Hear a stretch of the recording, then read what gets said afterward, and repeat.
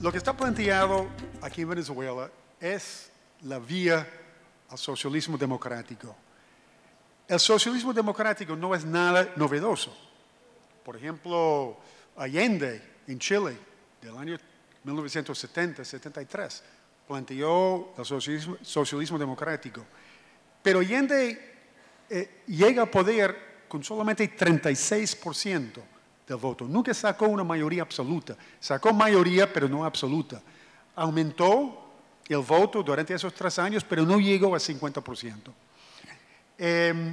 Aquí en Venezuela, el partido MAS, el Movimiento al Socialismo, en los primeros años, antes de que sus dirigentes se voltearon y terminaron con posiciones de la derecha, como el caso de Pompeo Márquez, Teodoro Petkov, pero en los primeros años el MAS también planteó el socialismo democrático. Sin embargo, el MAS no sacó más de 5 o 6% del voto. El MAS habló del voto histórico y analizaba los resultados de ese 5 o 6% como un gran triunfo. En el año 73, José Vicente Rangel era candidato del MAS y sacó ese porcentaje de 5, quizás ni siquiera 5%. Y Teodoro Petkov escribió un libro que se llamaba La izquierda, el socialismo, el proceso a la izquierda, no me acuerdo el título exacto, pero fue un análisis en que él trató de demostrar que los aciertos del MAS explica esa gran votación, ese gran voto de 5% del voto. Ahora tenemos una situación muy diferente. Y yo mantengo que las condiciones aquí en Venezuela para el socialismo democrático no tienen paralelo. No hay un caso en la historia del siglo XX. No hay un país que tiene condiciones tan favorables al socialismo como Venezuela hoy en día a partir del año 98. Por ejemplo, lo que estaba diciendo de Allende con su 36% del voto en la primera elección en 1970. Bueno, Chávez gana la elección presidencial de 2006 con la votación más alta de cualquier candidato presidencial en la historia moderna a partir del año 58. Y ha ganado todo menos una elección, 19 elecciones desde el año 58. Eso no tiene paralelo, eso no tiene precedente.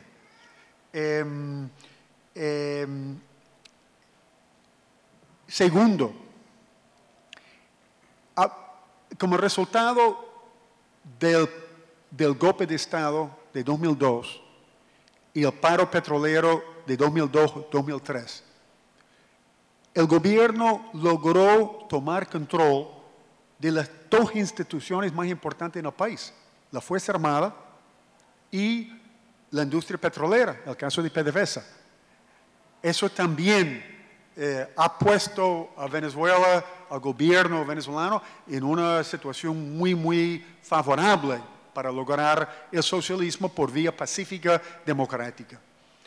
Manejar los recursos durante un periodo de precios internacionales tan altos.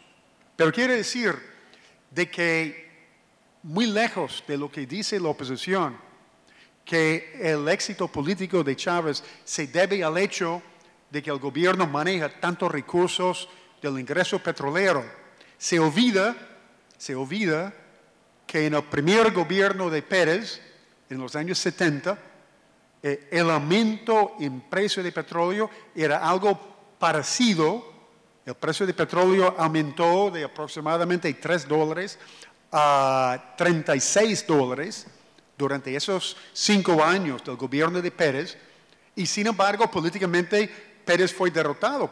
Fue derrotado en las elecciones internas de su partido y fue derrotado su partido en las elecciones que ganó Herrera Campins. Entonces, solamente el hecho de que está manejando tanto dinero no necesariamente explica el éxito político de este gobierno. Hay otros factores también. También la situación es favorable para el socialismo porque el enemigo es muy debilitado. Fede Cámaras, muy golpeado por muchas razones. Pero lo más importante quizás es el proceso de traslado de la economía venezolana durante a final de los años 80 y los años 90 de manos venezolanas a manos extranjeros. Ustedes pueden ir de sector a sector, electricidad de Caracas, cemento, acero, telecomunicación, las aerolíneas, dos de los bancos más importantes, el Banco de Venezuela, el Banco Provincial y otro, que pasaron de manos de venezolanos, en algunos casos el Estado venezolano, a intereses extranjeros de las empresas multinacionales. Otro ejemplo, chocolate.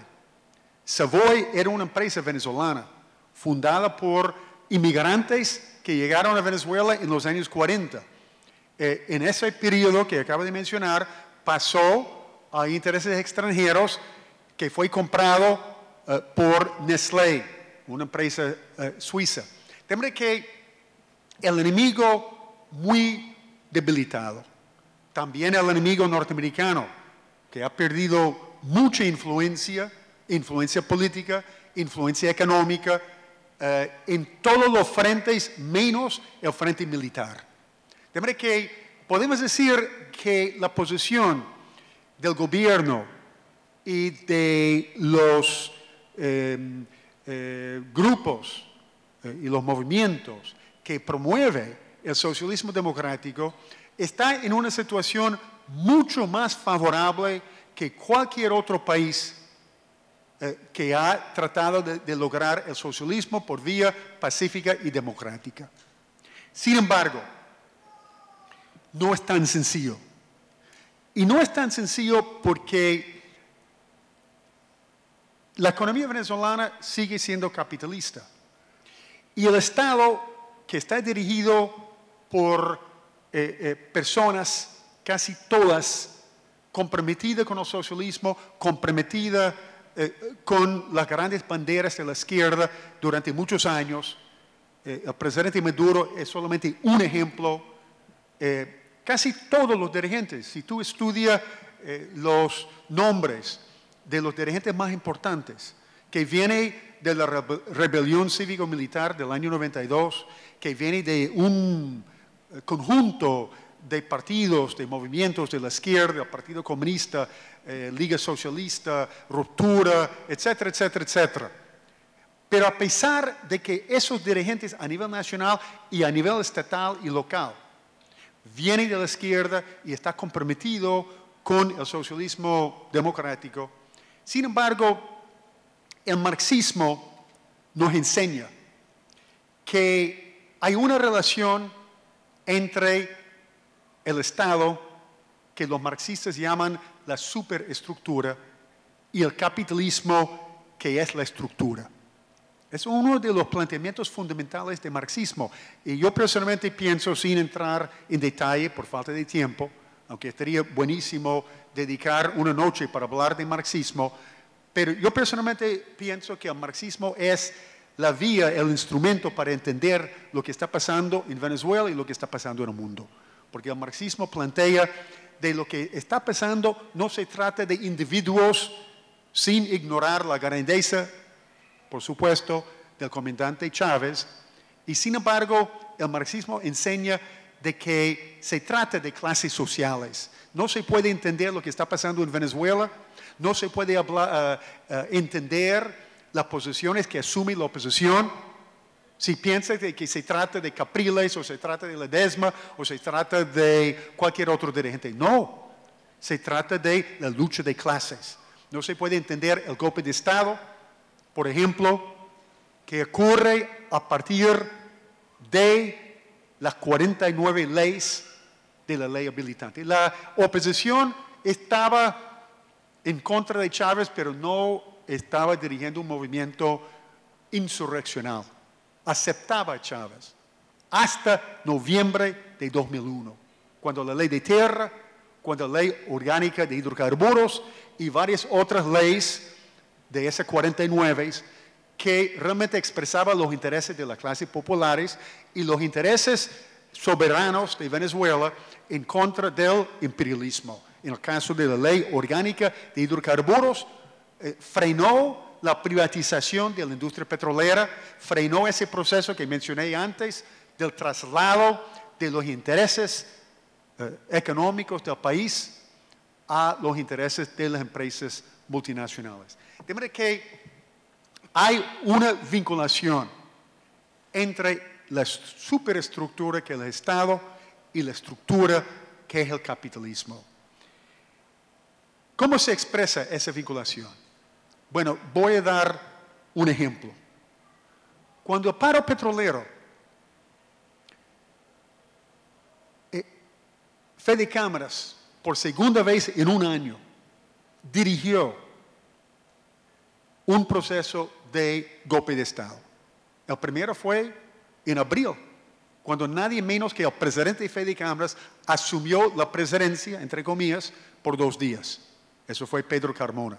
Y en diciembre, otro acto de insurrección contra un gobierno legítimo, dirigido también por Fede Cámaras. Fede Cámaras mucho más que la CTV, mucho más que otros grupos políticos, fue Fede Cámaras. De manera que cuando terminó el paro, el presidente Chávez y la dirigencia chavista tenía toda la razón en el mundo tomar la decisión que Chávez anunció al fundar Cadivi. Ni $1 preferencial para los copistas. Eso anunció Chávez. Y tenía sentido.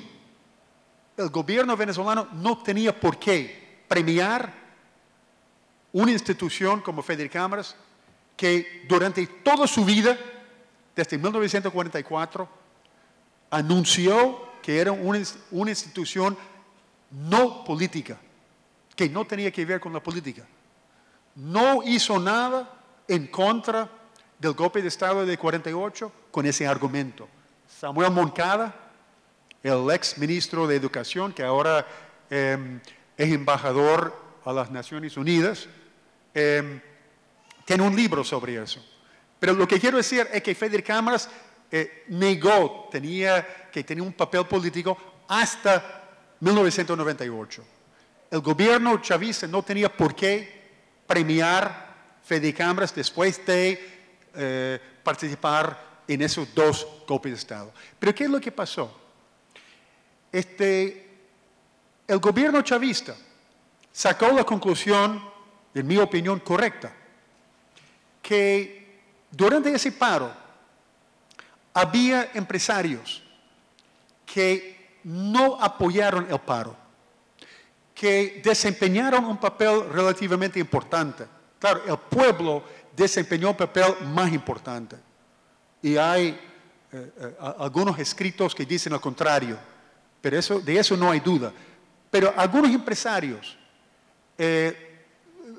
colaboraron con el gobierno. ¿Con qué fin? Bueno, algunos eran chavistas o tenían cierta simpatía al movimiento chavista.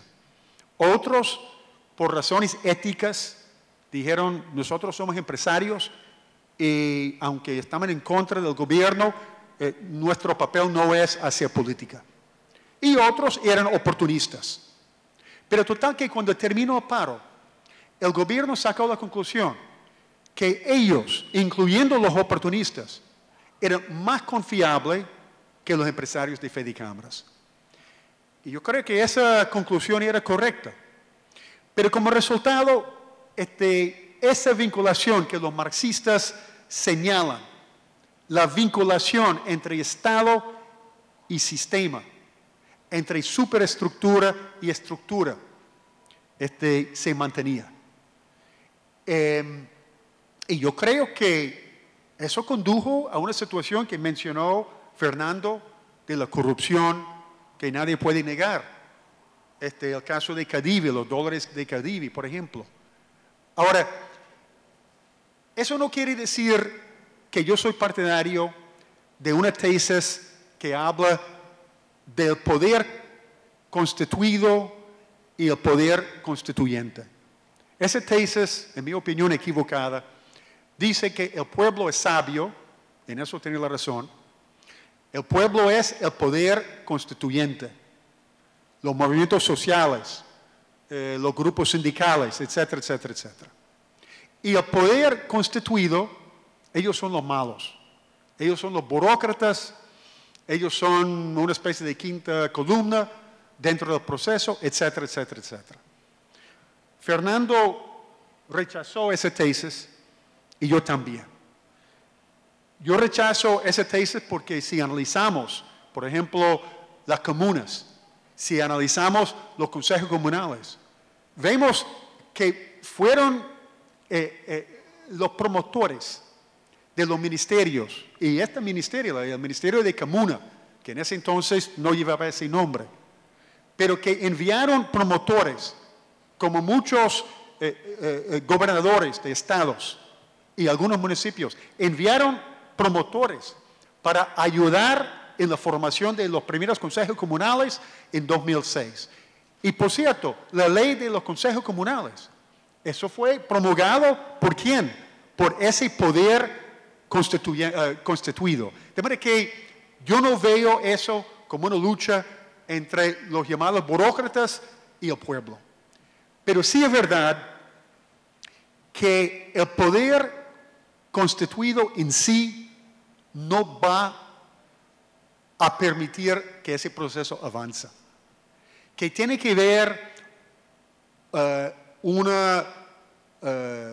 proceso de colaboración, pero también, como dijo Fernando, tensiones, o usó la palabra contradicciones, son inevitables. Contradicciones entre el Estado y el pueblo. Y por esa razón, la crítica y la autocrítica es esencial.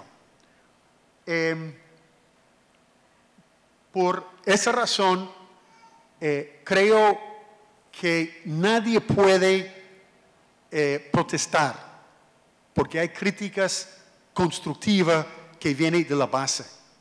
Claro, hay que reconocer también que la unidad es esencial, y esa consigna unidad, unidad y más unidad es otro factor. De manera que el pueblo tiene que saber cómo expresar esas críticas. Yo no tengo una respuesta mágica, yo no puedo decir cómo hacerlo, pero hay que tomar en cuenta que primero la unidad es fundamental, sobre todo en este momento.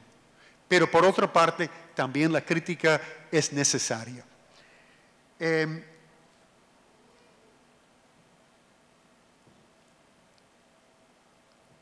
Hay que tomar en cuenta de que son los movimientos sociales que han sido una fuerza fundamental en ese proceso. No solamente en el pasado, como señaló Fernando, sino también en el presente. Porque yo estoy convencido de que si no fuera por la movilización del pueblo, este intento de tumbar al gobierno, expresado en la consigna La Salida, que al principio fue la consigna Ya, decidieron quitarla Ya, pero eso fue realmente la intención, por supuesto, que mucho más importante que las negociaciones o el diálogo con los empresarios, hay algunos, la oposición está diciendo, y los medios de comunicación privados están diciendo de que, bueno, ese diálogo es lo que ha permitido superar esta crisis. Primero quiero corregir a Henry Ramos, cuando dijo, al fin el gobierno aceptó dialogar con la oposición. Eso es equivocado completamente, porque fue el gobierno que propuso el diálogo y fue la oposición que lo rechazó. La posición del gobierno del presidente Maduro era diálogo sin condiciones. el gobierno rechazó esa propuesta. Al fin lo aceptó. De manera que cuando General Ramos dice, al fin el gobierno aceptó hablar con nosotros, está distorsionando los hechos. Pero yo pienso que mucho más importante de ese diálogo ha sido la movilización del pueblo, ha sido el poder convocatoria del pueblo, del gobierno, del movimiento chavista. Y eso ha sido una constante. Realmente es impresionante. Es natural que en cualquier proceso hay un elemento de desgaste. Somos todos seres humanos. Y pensar de que el entusiasmo se mantiene durante tantos años, realmente hay que tomar en cuenta de que seres humanos se cansan, algunos, eso es natural. El hecho de que en Venezuela ese poder de convocatoria que data del año 1997, data del comienzo de la campaña presidencial del comandante Chávez. Así que no estamos hablando de 15, sino de 16 o 17 años. Y se ha mantenido. En 2002, la oposición y los medios de comunicación privados dijeron que el chavismo había perdido su poder convocatorio.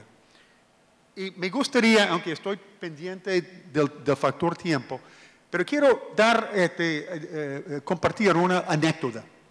Yo estaba en Caracas el 27 de febrero de 2002 y había dos marchas. Una marcha de la oposición bien concurrida y una marcha de chavismo. Y yo estaba en la casa de mi suegra, en La Urbina, y veo en la televisión de que una periodista de uno de los canales privados estaba en el Parque del Este anunciando el comienzo de la marcha chavista. Y había 3 gatos atrás de ella. Y yo dije a mi esposa, yo voy a ir allá porque sí es cierto que no hay participación en esta marcha y la oposición tiene bastante gente, obviamente, van a tumbar a Chávez. Y yo fui de La Urbina y cuando yo llegué al Parque del Este, ya había empezado la marcha. Y yo, que soy veterano de muchas marchas contra la guerra en Vietnam, en Estados Unidos en los años 60 y al comienzo de los años 70, participé en todas las marchas anuales en Washington y tantos, y yo tengo una habilidad de estimar el número de participantes. Yo no puedo decir si esa marcha chavista tenía 50, 100, 200 o más 1000 personas. ¿Ok? El día siguiente, los medios de comunicación con una foto de la marcha de la oposición y la foto de la marcha chavista era una foto de Chávez, sin ninguna información sobre el número de personas que participaron en esa marcha. Lo que quiero decir es que el poder de convocatoria ha sido esencial para la defensa de ese proceso de cambio y la oposición sabe eso. Los medios de comunicación privados que trabajan conjuntamente con la oposición también saben eso. De manera que mintieron en 2002 cuando dijeron que el chavismo había perdido su poder de convocatoria. La película, el documental The Revolution Will Not Be Televised. Hay una escena en que una periodista dice eso textualmente. El chavismo ha perdido su poder de convocatoria. Palabras textuales de esa periodista y una mentira absoluta. Ok. Yo pienso que eso ha sido fundamental. Creo que estos 15 años o 17 años demuestra que el poder de convocatoria de la oposición no se mantiene. En 2002 y 2003 lo tenía, obviamente. Esa marcha el 11 de abril era obviamente masiva. Pero la oposición no puede sostener. Por esa razón, la consigna salida ya. Porque busca una salida inmediata porque no tiene la capacidad de sostener ese grado de participación, de entusiasmo, de energía que el chavismo ha demostrado durante estos 17 años. De manera que quiero hacer un último comentario. Y eso es que otra vez la oposición logró movilizar a su gente, de eso no hay duda. Pero había una especie de fenómeno esquizofrénico en cuanto a la oposición. Había protestas pacíficas y había protestas violentas. La oposición y los medios, tanto nacionales como CNN en español y tantos otros medios, o todos los medios internacionales importantes, dieron la impresión que eran dos acontecimientos diferentes. E hicieron hincapié en que las protestas eran pacíficas. Sí, es verdad que había protestas pacíficas, pero protestas ilegales, porque casi no había una protesta legal. Las protestas que toman un canal y bloquean el tráfico y crean trancas que duran horas y horas no son legales. Y en Estados Unidos puedo decir, y no voy a darle ejemplos, pero podría fácilmente darle, que cualquier protesta norteamericana que toma una calle, la gente va preso. Y nadie hace preguntas y nadie protesta que está siendo encarcelado. La gente que está encarcelada acepta eso. Sabe perfectamente, ok, una protesta de desobediencia civil, va preso y su queja no es que está preso, sabe que eso es las reglas del juego. Aquí no. De manera que había una articulación entre las protestas pacíficas y las violentas. Igualita a lo que pasó el 11 de abril. El 11 de abril había una protesta, una marcha pacífica y la llamada vanguardia en el centro de Caracas, violenta. Y obviamente, si no fuera por la marcha, los actos de los violentos no hubieran llegado a nada. Había una estrategia de combinar la violencia con marcha pacífica. Y eso es exactamente lo que ha pasado aquí en Venezuela durante los últimos 2 meses. De manera que podemos comparar el poder de convocatoria de chavismo durante estos 17 años que se mantiene en el tiempo, que ha sido una demostración de fuerza, de fe, de entusiasmo en favor de ese proceso de cambio y el comportamiento de la oposición, con sus altibajos y su búsqueda para una salida fácil para ellos, porque sabe que el poder de convocatoria de ellos no se mantiene en el tiempo. Muchas gracias.